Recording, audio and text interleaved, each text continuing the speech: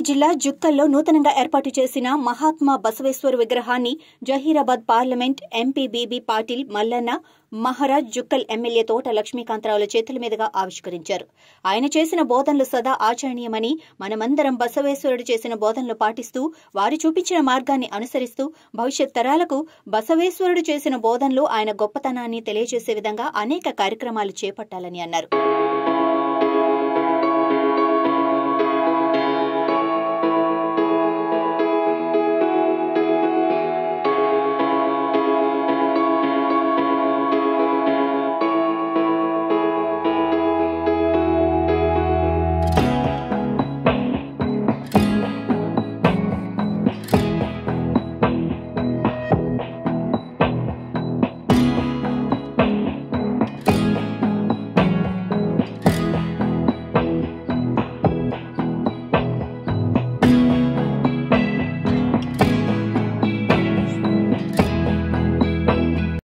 तेलंगणा सरकारमध्ये बऱ्याच जागी शिवाजीचे स्टॅच्यू असो, बसवेश्वर स्टॅच्यू असो, असं बरेच म्हणजे सामाजिक काम, धार्मिक काम करण्यात आलेले आहे.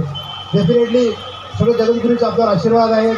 पुणे सगळे सत्कर्म आपल्याकडून होत आहे. त्याच्याबद्दल मी त्याला पुन्हा एक धन्यवाद देऊ इच्छितो.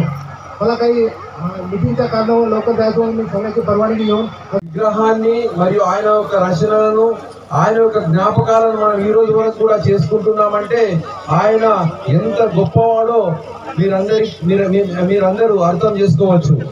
అయితే ఆ కాలంలో రకరకాల